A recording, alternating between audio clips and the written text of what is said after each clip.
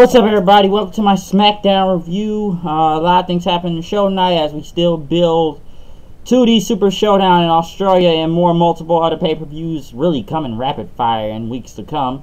But as they still focus on Super Showdown tonight, what can I say about SmackDown? Was SmackDown a better show? Well, honestly, just in general, which it has been for the past, I don't know how many weeks now, because Raw is just... Raw's just fucking bad most of the time, but pretty much SmackDown started off, which was supposed to be Miz TV, as they were once again back in Denver, Colorado. It was TruthTV, as Truth was there with Carmella, as they are mixed match challenge partners, which they are supposed to compete, I believe, currently right now in that Facebook Watch thing. By the way, Carmella's hair is changed. She's not a blonde anymore. It's kind of like a dark, you know, red, well, kind of more brunette in a way, but more like kind of like a dark red brown hair. I will say that with Carmella, so it's a different look for her. Well, she wasn't really that, you know, really that unrecognizable, but it's mostly just a hair change. So damn, it looks harder. I will say that too. But Truth pretty much came out. You know, this is Andy Richards to his Conan O'Brien, as he said, and I'm sorry, Andy Richter. I'm sorry, on if you watch, you know, Conan on TBS, but he talked about Carmella is his fabulous tag team partner, or the Fabulous Truth as they call themselves. They brought out Daniel Bryan. This is Truth TV, not Miz TV. As Bryan pretty much you know, he came out. Truth said he asked us a lot of questions, the hard-hitting questions, as he says. As Bryan sat down, Truth, you know, this is his first guest on here. This is Denver. And, you know, he had some glasses on and cards saying, like, you've been with this whole feud with Miz for over 8 years now. And you have to battle the other Carmella, too. Which, you know, he glad dyed her hair so they wouldn't be confusing of who the real Carmella is. And then, pretty much talk about the whole Super Showdown match, as for some reason they did this 7-second dance break. I don't know what the fuck that came. Listen, this whole thing got really wacky, okay? This whole segment was just all over the place and wacky that we had dance segments here. And then Bryan pretty much said, you know, this is better than Miz TV, he can say. And, you know, Truth says it's going to be an animal segment next. And, you know, they tried to talk about those Super Showdown matches. Bryan said this would be a cathartic match, as Truth said he didn't know what it meant, but he just wanted Bryan to explain it. And it will help him better, you know, the energy coming back from WWE, and that he was going to put the Miz behind him for good, and he will become the WWE champion again, because he only got to defend it one time before you know, going back on. He went into his hiatus mode when he had that injury. Then he really did defend the title one time when you look at it. And he said he had unfinished business with Miz. And he's going to accomplish 2 goals. So that's why it was cathartic to him. Miz then came out. He called Truth an idiot. And you're stealing my ideas. You're stealing my talk show. As people actually did chant for Truth TV, though. There was a big Truth TV chant. So I will say Denver for the past 2 nights have been a very vocal and actually pretty good crowd. I have liked this crowd a lot. So they have been enjoyable. But Miz pretty much talked about Bryan, and, you know, he questions his principles, that you want to try and give these fans hope, but you will never beat me, and you can't even, you can try to foil one of my 300 ideas any given night, but you won't win, pretty much. You're not gonna win. And Truth pretty much said, you know, you run your mouth a lot, and you're not gonna do this on my show, so you're banned from Truth TV for life. Miz pretty much said, this is my show, okay? This is my show that you stole. And he says, how about this? I'll fight you if you want your show back. And Miz tried to say something, but then it was another dance break. Miz pretty much walked in the page, said, you see, I want my show back. And he said, you want your show? You're going to go out there and fight for your show. You win your match, you get your show back. So, insane opening, I will say that. But it was pretty funny with Truth and Carmella. I guess, like I said before, Carmella's pretty much face from here out since they're a tag team. Does it look silly? Yeah, but I will say it was pretty funny, and the crowd was into it with this whole Truth and Carmella thing. And like I said, you know what's so weird about this? it's funny because what Daniel Bryan's facing, not Daniel Bryan, but Miz and Truth about to happen right now. Let me add this on that. What literally currently right now, after I guess 2 hours, is supposed to be Truth and Carmella versus Miz and Asuka. So this is the first time you'll see these two face each other tonight. Okay, this is the first two. But I still think this whole Miz and Miz and Bryan thing still feels mid-card. I still think it doesn't need to be for WWE Championship, but I don't know, this is them. But the match wasn't really bad. The biggest thing you could take from this was Miz, you know, going at Daniel Bryan and doing the, he had a thumb to the eye on Truth and then hit the Skull Crush finale, but he kept looking at Bryan, doing his yes kicks if people said no. And not yes kicks, but the yes chants, and did the running knee like Bryan does, and won the match. Miz pretty much got out of there as Bryan ran in. So trying to get under Bryan's skin in a way, but it didn't really work. I don't know. Maybe you got to do some more to antagonize him in a way, but this was like, I don't know. It's going to play out for a while now, so you know that's going to happen. You know, because now we don't really have Maurice or Botch Mode back again, so. Oh, man, I drew up some feathers. Let's just say I've had a lot of debates on that. I'll get on that at the end, but pretty much that continues on. The New Day in the bar came out as Big E was going to talk about how the carpets don't match the drapes with Sheamus, as Cesaro looks like a Jason Statham wannabe. But Sheamus went against Big E. Match was kind of whatever. Sheamus picking up the win, though. Pretty much, I guess they're trying to make the bar look like a threat going into Australia, so we got to make them look credible, at least right now. And everything. And you know, what did I say about Kofi Kingston? I kind of read this online today, that Kofi is now one of the longest tag team champions, if I'm not mistaken, in history, over 900 something days. I read something about that. I kept seeing it go on, and I know the New Day said something about it earlier in the night too. So congratulations to Kofi on that.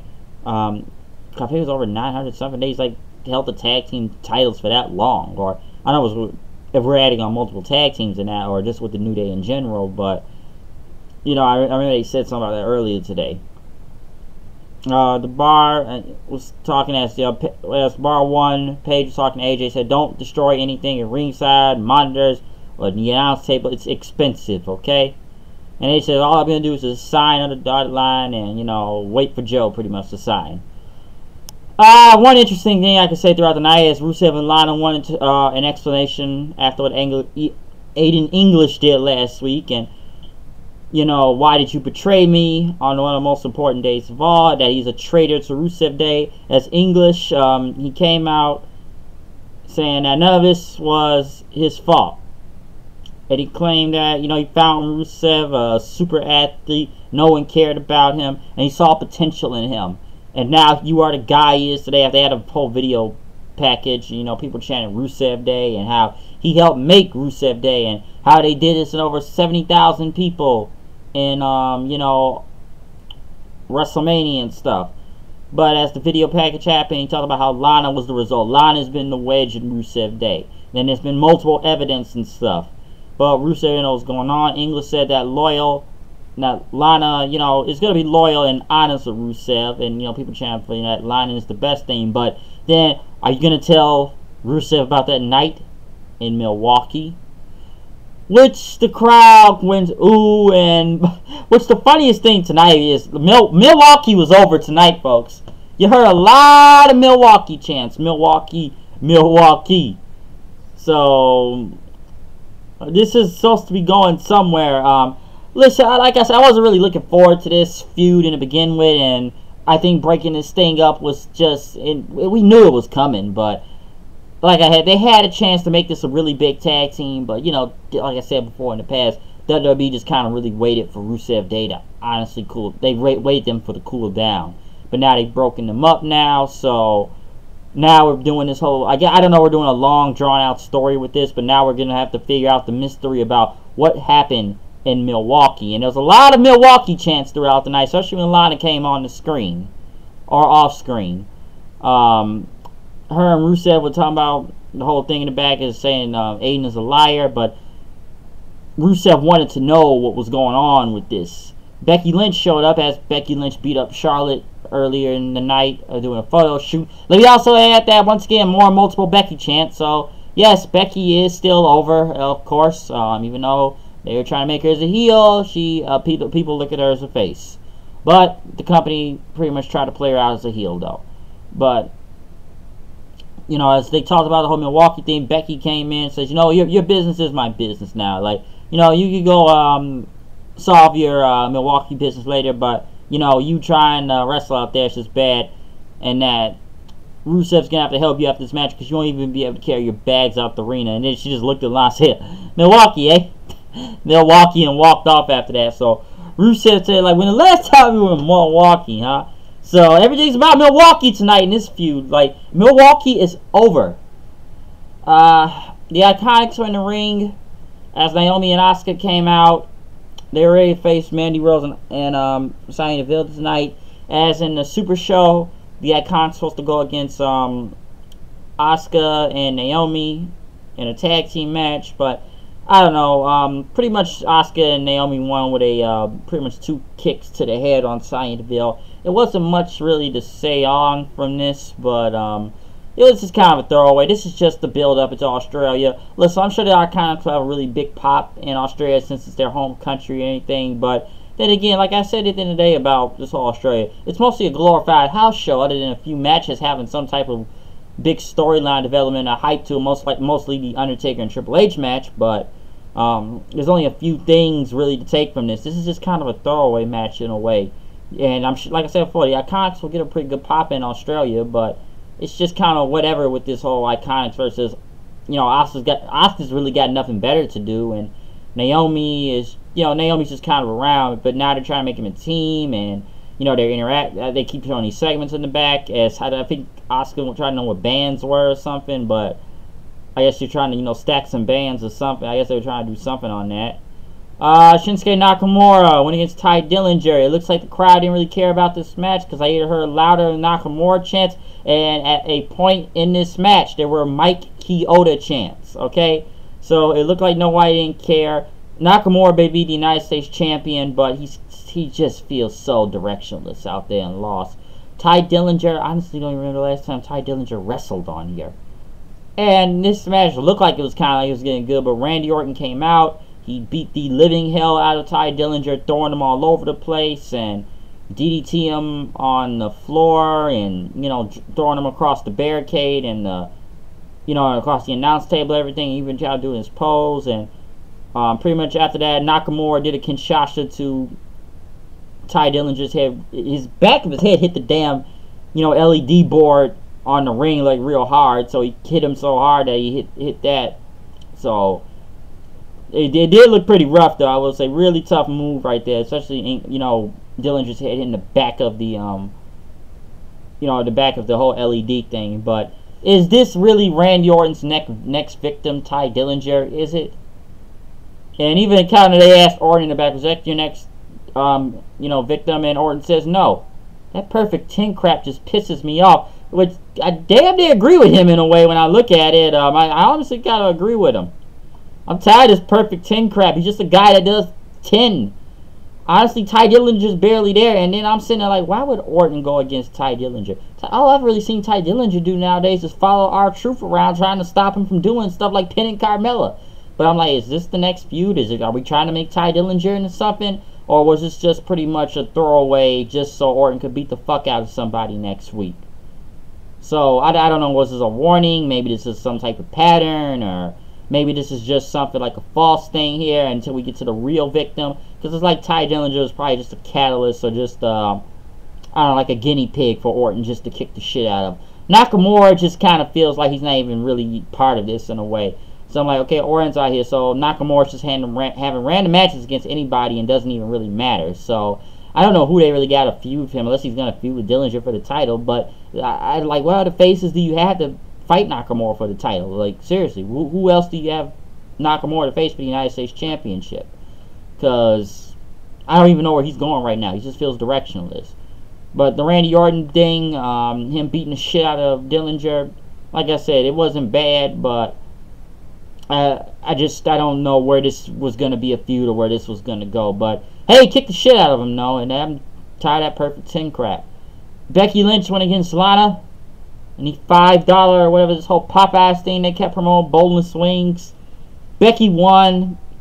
She was over, and mostly more Milwaukee chants. Let's go, Becky, Milwaukee.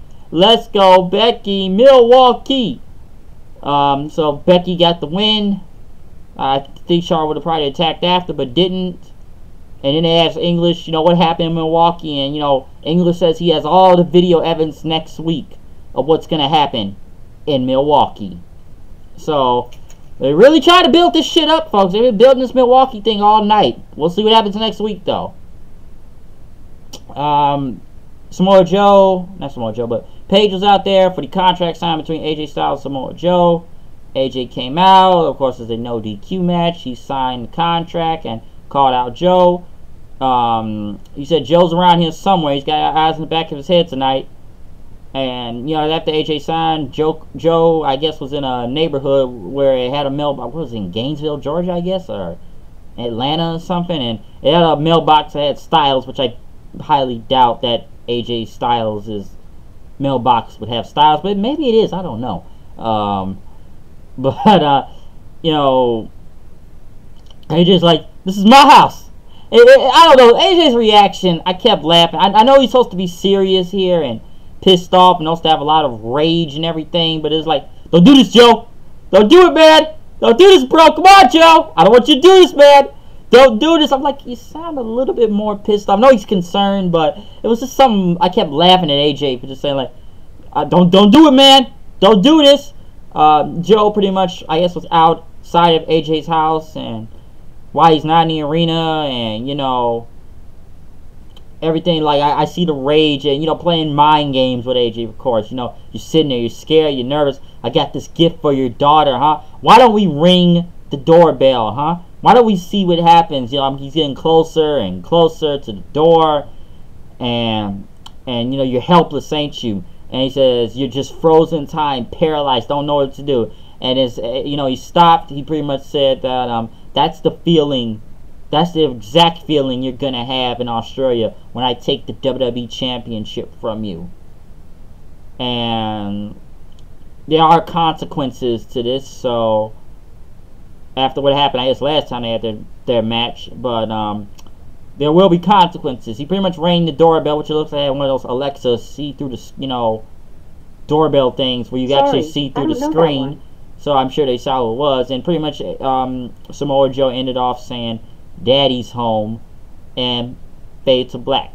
Does it sound like some horror movie shit? Yes, in a way. Or stalker thing? Yeah. Was this really good? Yeah.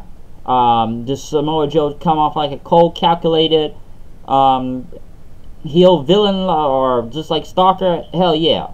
So it was really good. The whole thing was good, especially just saying Daddy's home and going to black. Really good segment, but like I've said about this whole match for the WWE Championship, this whole feud I still feels kind of mid-card in a way. It's supposed to be important, yes it is, and should be more main event level. But I've said before, this whole feud has became more about AJ Styles' family and stuff than it has more about the WWE Championship. So I don't think, like I said, I think after the third time, I really do believe Samoa Joe is most likely going to win the WWE Championship. I'd be surprised if he's not. Now I know some people saying AJ is going to retain the title because the video game that's about to come out right now, and they want to keep selling that on. But come on, we've done AJ and Nakamura like I don't know how many times, and Nakamura never even won the damn championship.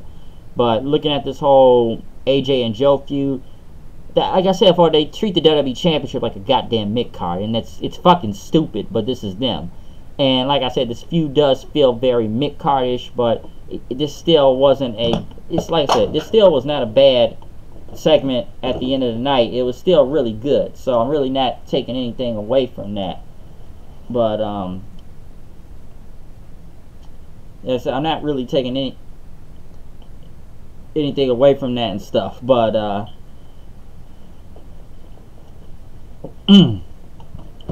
but the feud itself just really comes out mid-card. I'm sure they're gonna have a really great match at Australia. I'm sure they will. It's just, I just think it's ridiculous that the WWE Championship just doesn't main event the show anymore. But as for the show itself with SmackDown tonight, was it a better show than Raw? Hell yeah, it was a better show than Raw. What are the biggest things you could take from it? The Joe and AJ feud, with Joe showing up to, I guess, so-called AJ Styles' house somewhere in Gainesville, Georgia, or Atlanta or something. Milwaukee! Really trying to get Milwaukee over tonight, folks. Milwaukee. I want to say Orton attacking Dillinger, but I just feel like they just treat Nakamura more like a damn afterthought. I'm trying to put that as a hit in that, but I don't think he's his next victim, no. I already went through the Rusev Day thing. I didn't really care about Asuka and Naomi versus Mandy Rose and Deville, just because it's building up to a whatever match in Australia. Sheamus versus Big E was kind of there. The Miz TV segment, I'm sorry, Truth TV segment was pretty funny. I will give it that. I think I just didn't really know that Carmella changed their hair from there. But was SmackDown a better show? Yes, it was. I can say it was better than Monday Night Raw in general, but who's really doubting that SmackDown was bad? It was a pretty good show, alright? Almost that. Pretty good show. It wasn't really that bad. It was a lot of things going on. I still think there's a lot of stuff, ridiculousness going on. Like I said, I don't really want to see this whole Rusev Day feud, but they are really trying to get Milwaukee over as much as possible. But we'll see what happens from that then.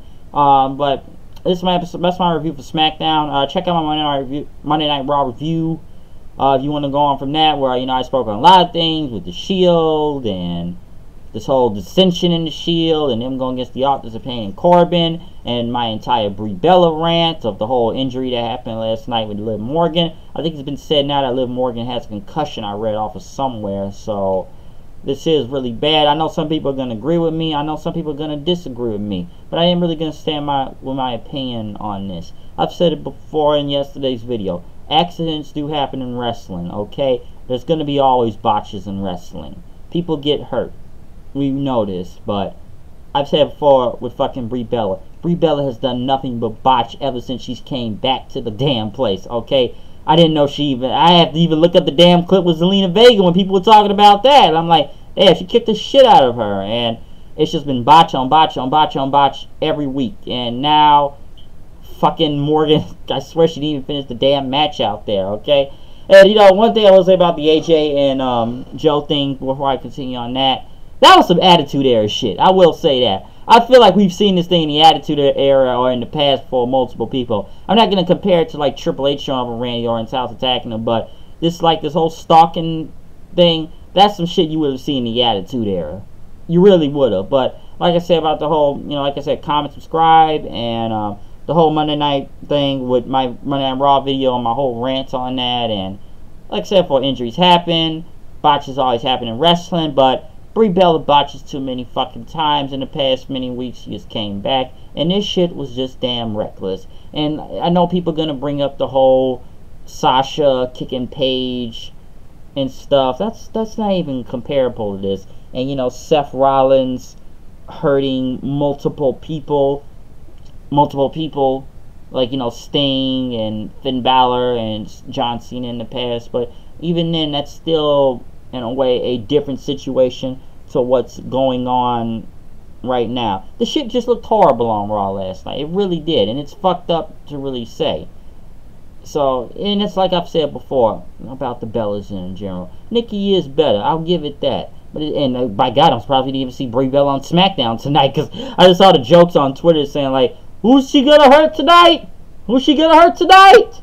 So I kept hearing that. But at the end of the day, I've said this before, like I said in yesterday's video, the Bellas are nothing but reality TV stars cosplaying to be wrestlers, okay? Fuck Total Divas, fuck Total Bellas. Who watches these fucking shows? This is why they have their lowest rating right now. How they've lasted 9 seasons, I'll never fucking know. I'm surprised it's even gone on this long, and I've never even seen it, but they always promote it. I'm surprised it's gone on this fucking long. So, fuck that show. That's, my thing about it. But if you want to check out my whole rant on that, check out my Monday Night Raw review and you'll see what I'm talking about with this thing. Some people are going to agree with me. Some are not going to agree with me. There's been different opinions across the board in the past 24 hours of how you feel about that whole, botch last night of Liv Morgan getting kicked and knocked the fuck out. So, like I said, if you want to see my whole rant on that, go watch my Monday Night Raw video. I just wanted to kind of reiterate a couple things on that. But, like I said, check out my SmackDown review. I am out of here. I will see you guys later. Peace out.